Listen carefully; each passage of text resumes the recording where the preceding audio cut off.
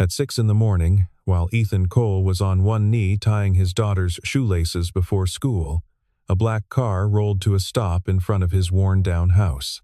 A woman stepped out cold, composed, belonging to a world entirely different from his.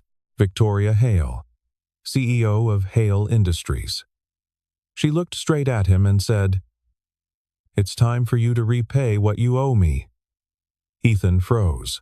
He had never met her before, yet something in her eyes, in her voice, felt like a demand for a secret buried for 10 years. Ethan had been 38 years old for 3 months, and in that time, nothing significant had changed. He drove the same second-hand pickup he'd owned since Lily was a toddler, carried the same canvas bag of tools to every service call, and came home to the same 2-bedroom house on Dunmore Street that he rented from a landlord who cashed checks promptly and never asked questions. His official title was HVAC technician.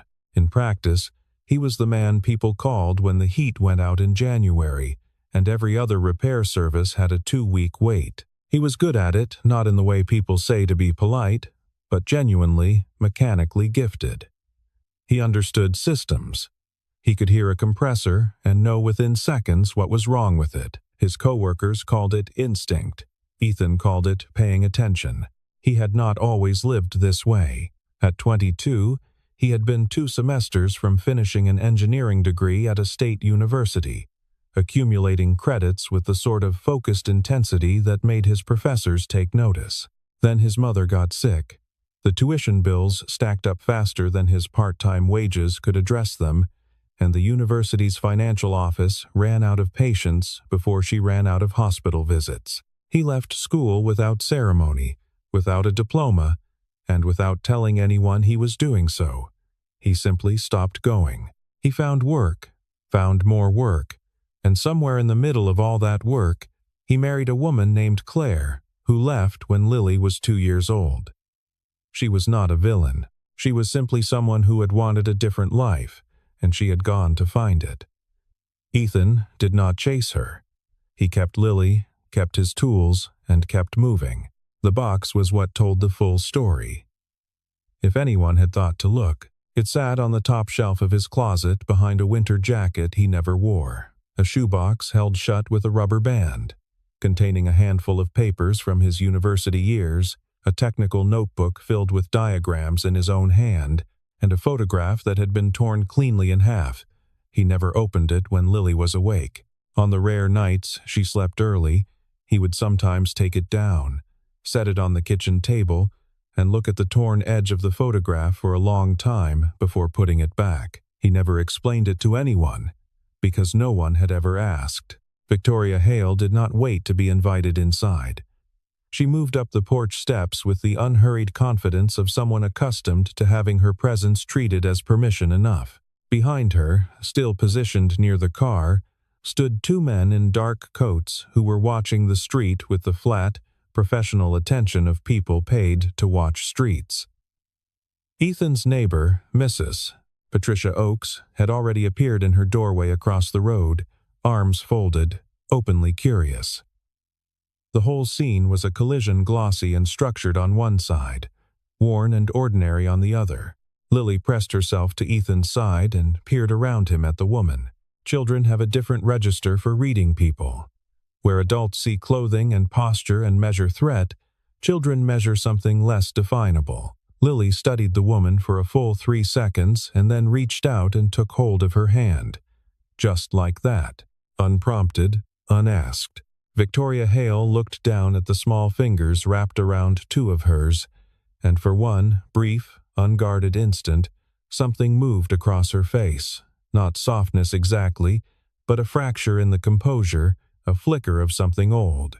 She recovered quickly. She released Lily's hand with gentle precision, turned back to Ethan, and reached into the inner pocket of her coat. She produced a small item and held it out between 2 fingers. It was a necklace, a thin, silver chain with a circular pendant, the kind of thing that cost very little and meant a great deal. Ethan's eyes dropped to it, and the color in his face changed. His jaw tightened. He said nothing. "You recognize it," Victoria said. It was not a question.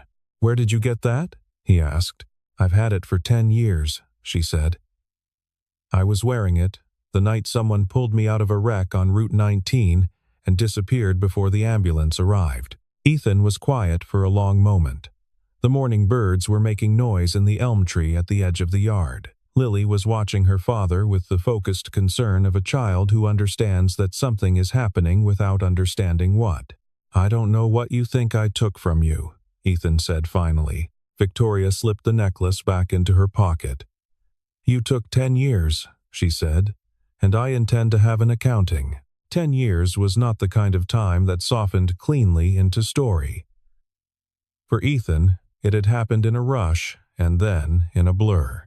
He had been driving back from a night shift on a cold November evening, eastbound on Route 19, when his headlights caught the shape of a car folded against the guardrail at the bottom of a curve. He had pulled over without thinking. The driver's door was jammed. He had used a tire iron from his truck bed to force it open, reached in, and pulled the woman out.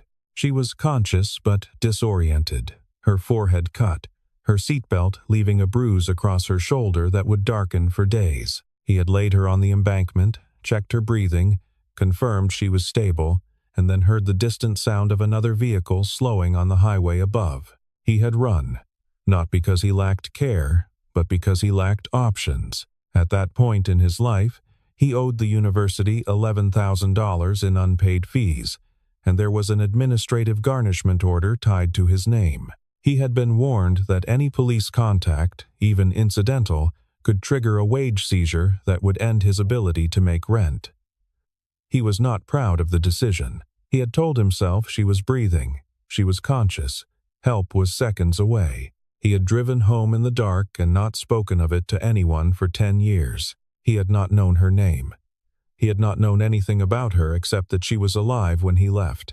Standing in his own hallway now, Ethan looked at Victoria Hale, the composed, calculating woman who ran a technology conglomerate with 3,700 employees, and understood that the woman on the embankment and the woman before him were the same person. He also understood, from the specific quality of her expression, that she had not come to thank him. "I know you left," she said. "I know why you left eventually, but before I knew why, something of mine went missing." She paused.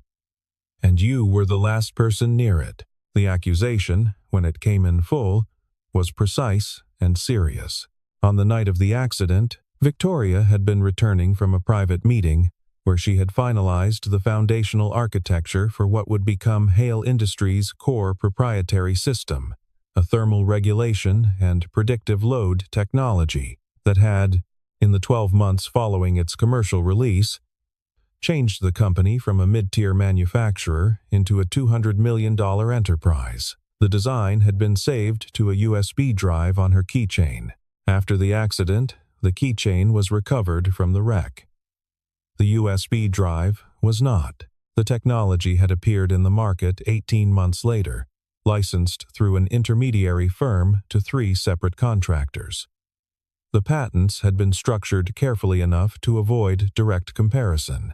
But Victoria's legal team had found the through lines, and they had traced the chain of custody back, imperfectly but insistently, toward the night of Route 19. The only person unaccounted for was the one who had been there and vanished. Ethan listened to all of this standing in his kitchen. He had poured coffee not because he wanted it, but because it gave his hands something to do. Victoria sat at his table with the still, arranged posture of someone conducting a formal proceeding, not a conversation. "I did not steal anything from you," he said. "I'm not here to argue," she said. "I'm here because I need the matter resolved. My lawyers have advised against this approach. I came anyway." She looked at him steadily. "I need you to come to my offices. Whatever happened, the answer is somewhere between your memory and my records." Ethan looked at the window above the sink. "The school bus would come in 11 minutes. He looked back at her. "My daughter has school," he said. "I'm aware," Victoria said. "I'll have you back by noon." The headquarters of Hale Industries occupied the top 6 floors of a glass tower in the downtown financial corridor. Ethan arrived in his pickup, parked in a visitor space between a silver sedan and a luxury SUV whose sticker price probably exceeded his annual income, and walked into the lobby in his cleanest work pants and a dark jacket he normally saved for Lily's school concerts.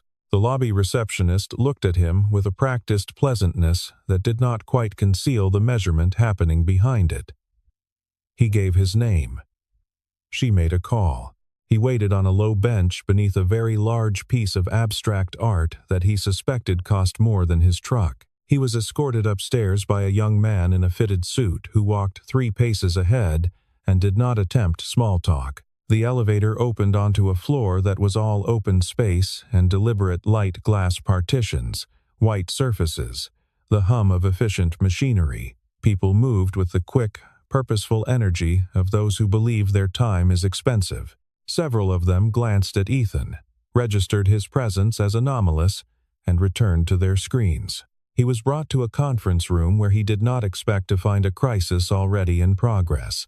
But there were 9 people around a long table, and the tension in the room had the particular density of a problem that had been getting worse for several hours. Diagrams were projected on a screen, dense, technical, the kind of schematic that required years of training to parse. Victoria stood at the head of the table, her expression flat in the way that indicated she was suppressing something larger. She looked at Ethan when he entered, then said something low to an aide, who directed him to a chair along the wall. He was clearly not meant to participate.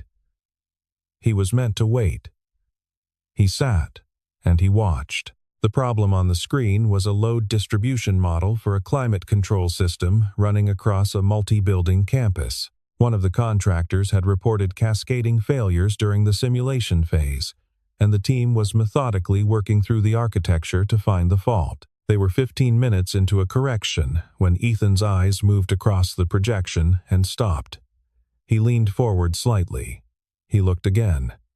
His expression did not change. The team proposed a patch. There was general agreement. The lead engineer began typing. Ethan stood up. "That's the wrong fix," he said. The room went quiet. 9 faces turned toward him. Victoria looked at him from the head of the table with an expression that was not anger, exactly more like someone who has just seen a variable they hadn't included in their equation. The aide near the door took a half-step forward. "Sir, you're not. The fault isn't in the distribution node," Ethan said. "It's in the thermal lag coefficient in the tertiary input loop. If you patch the node, you'll correct the symptom for approximately 72 hours and then produce a failure 3 times the scale of the current one." Silence. "You're fixing the wrong thing," he said again, quietly. Victoria looked at her lead engineer. The engineer looked at the projection. He pulled up a secondary schematic, scrolled to the tertiary input specifications, and went still. He checked it again. His face did something complicated. "He's right," the engineer said. It took 40 minutes to implement the correct solution. Ethan sat at the table, a chair had been quietly relocated for him, and walked the team through it in clear, patient language, pointing to each component, explaining the cascading logic, answering questions without impatience or performance. He spoke the way someone speaks when they are not trying to impress anyone, when the information simply exists in them and they are giving it out. When it was done, when the simulation ran clean and the numbers settled where they were supposed to settle, the room had a different feeling in it. Relief mixed with something more uncomfortable, a collective awareness that they had been close to a very expensive mistake. The team filed out. Victoria did not move. She stood at the far end of the table, looking at Ethan with an expression he could not immediately categorize. Not gratitude. Not suspicion. Something with more weight than either. "Where did you learn that?" she asked. "Engineering program," he said. "I didn't finish. But thermal systems were what I was specializing in. The design you just corrected," she said slowly, "uses a load-balancing logic that I developed. The specific architecture of that tertiary loop, it's not standard. It's proprietary. No textbook has it." Ethan held her gaze. "Then how do you explain the fact that I recognized it?" It was the question neither of them could answer cleanly. Victoria stared at him for a long time. Then she said, with a precision that suggested she was being very careful about her word choice, "Either you designed it, or you know someone who did." The answer came from a shoebox on a closet shelf. Ethan went home, got Lily from school, made her lunch, and then sat with her at the kitchen table while she worked through her math homework. When she was done and settled in front of her book, he climbed to the top shelf of the closet and brought down the box. He did not open it at the table. He opened it, standing in the hallway, with the afternoon light coming through the window at the end of the corridor, and he sorted through the papers until he found what he was looking for, a USB drive, still in the small plastic sleeve in which he'd stored it years ago. He had found it on the ground near the wreck on Route 19, half hidden under a crushed pine branch, and he had pocketed it automatically in the dark and the urgency of the moment. He had not connected it to the woman.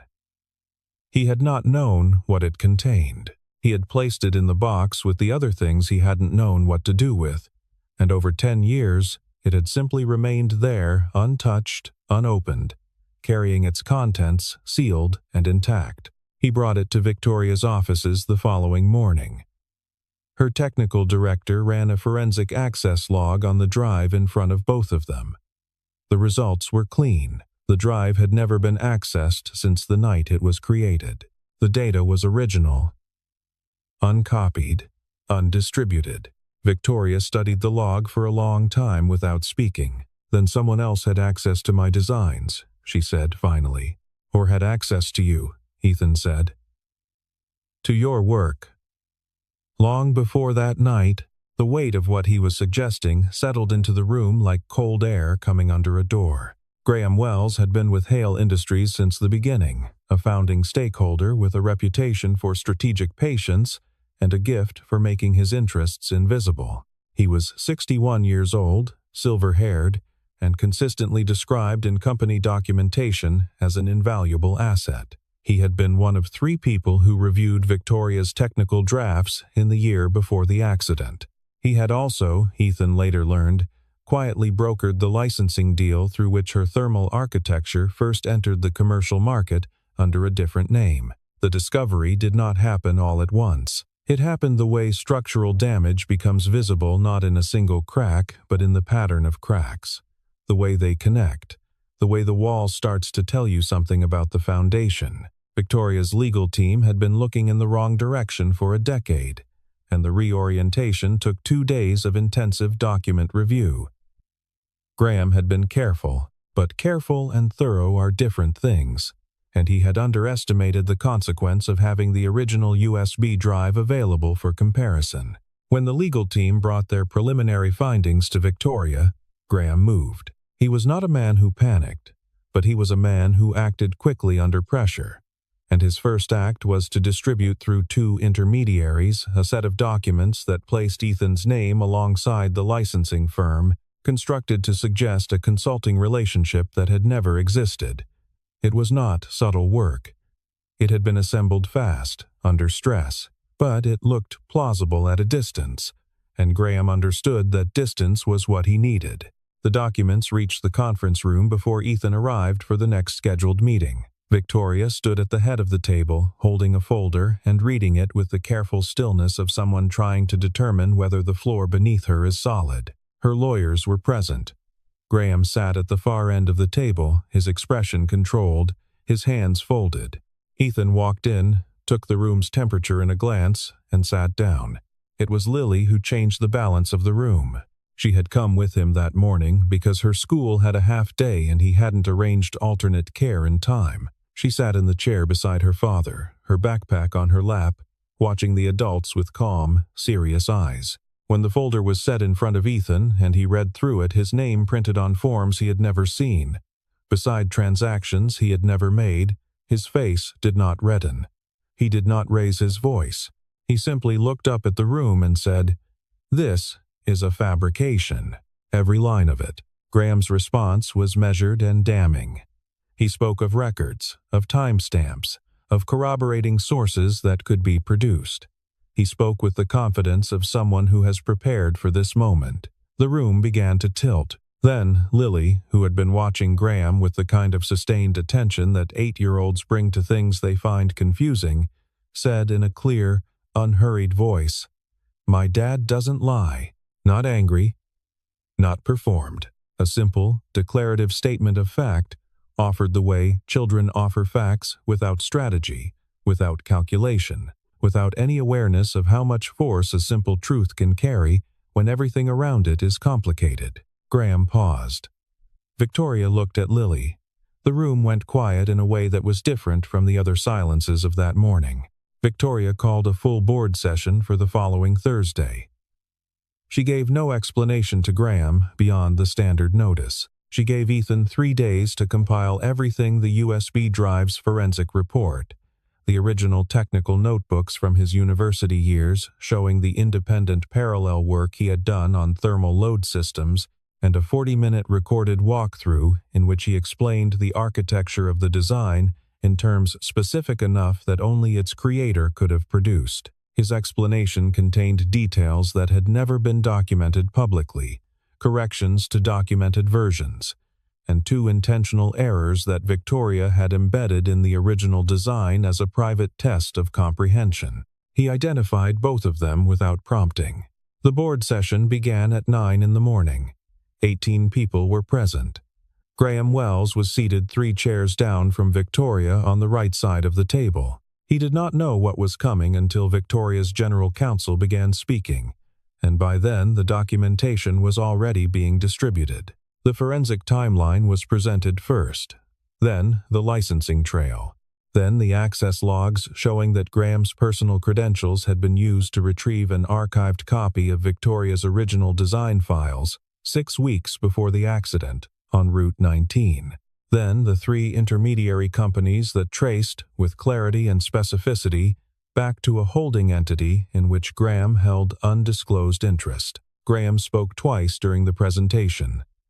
The first time, he offered a counter-narrative. The second time, he requested a recess. Both times, Victoria held up one hand and said, with the measured control of someone who had been waiting to speak for 10 years, "Let the record continue." When the evidence had been fully presented, the room was absolutely silent.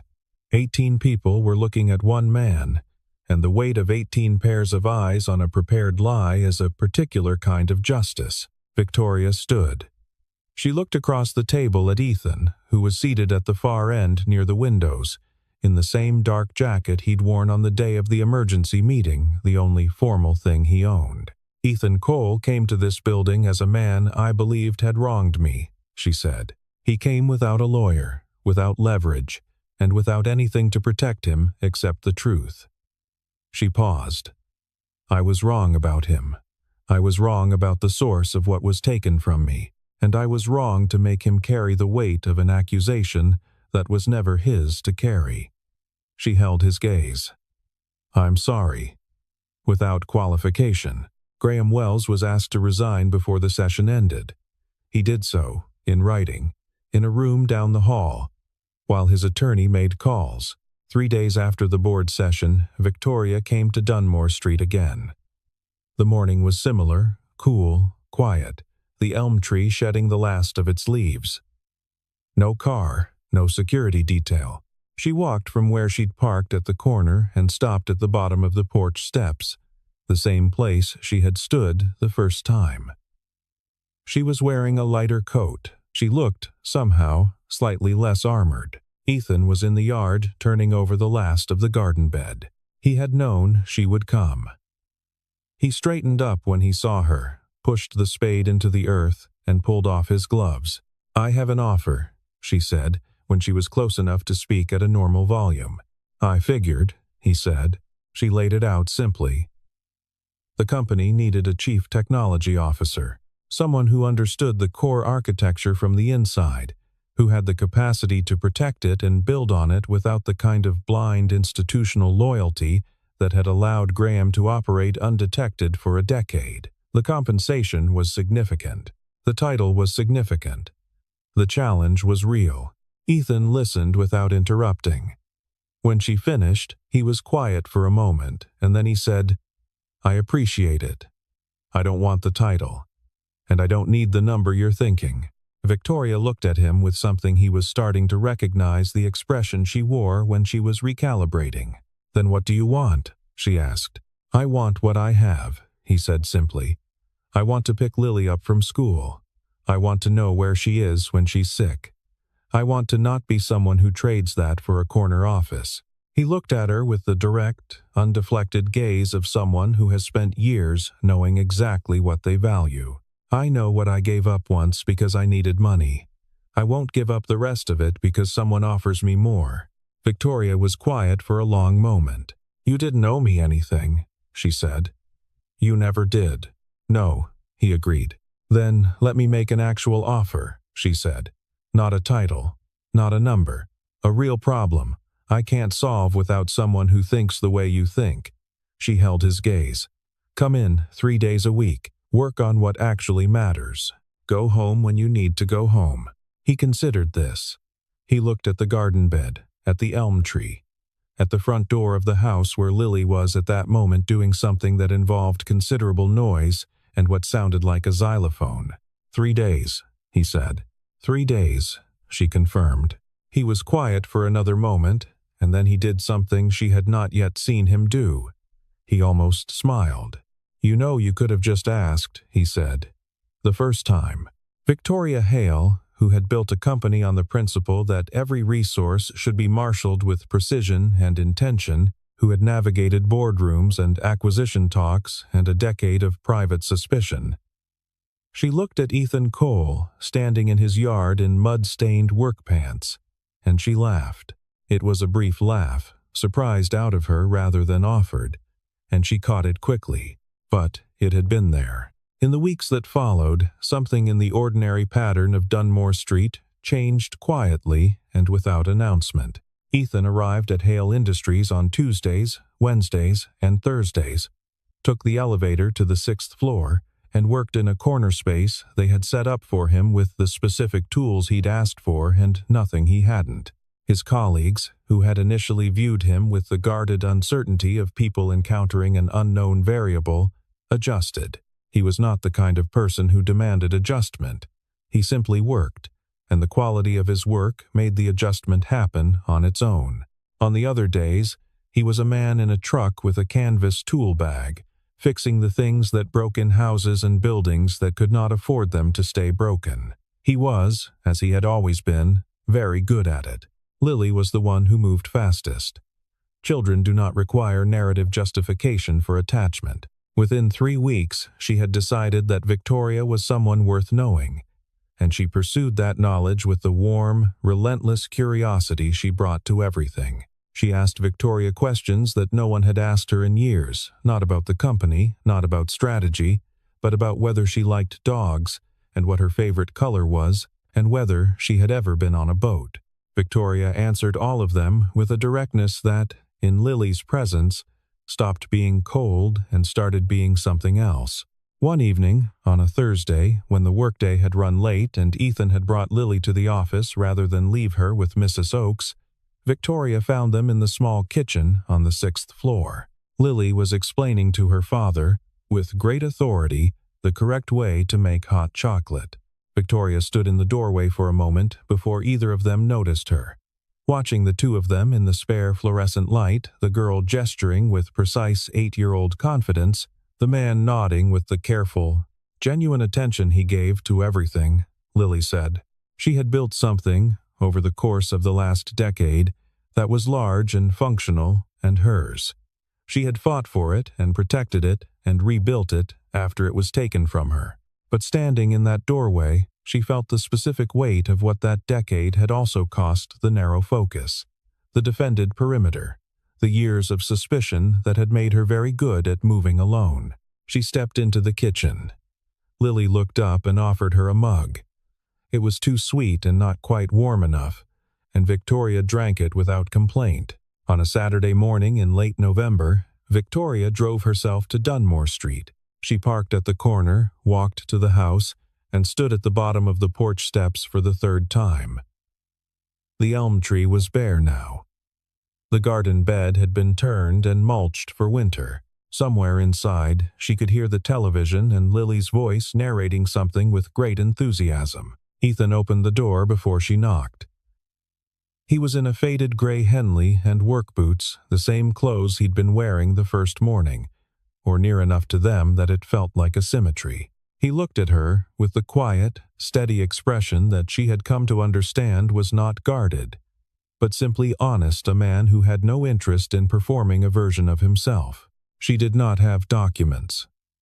She did not have an offer. She had, on the way over, rehearsed approximately 4 different opening lines, and standing here now, she understood that all of them were wrong. "Can I come in?" she said. The corner of Ethan's mouth moved. He looked at her for a moment, at the woman who had shown up at his door with the weight of 10 years and the certainty of someone who has been wronged, who had stood in a boardroom and told the truth in front of 18 people, who had drunk bad hot chocolate without mentioning it, who was standing now in the cold without armor.